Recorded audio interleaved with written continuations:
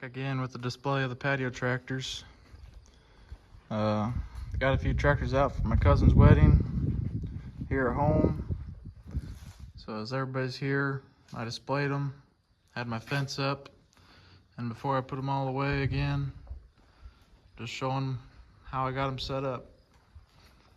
Got a few other extras out, a few you haven't seen. Just picked up this tricycle the other day.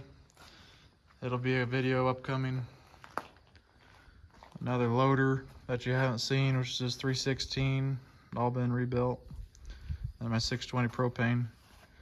I had my trucks out that are on the videos previous to this one. And I'll have another video of the display in the front yard of about 11 tractors out there. So this is how she's set up. I had the fences in the front and all the attachments on them, and well, that's that. So if you want to see them all individually, there's videos on the channel, and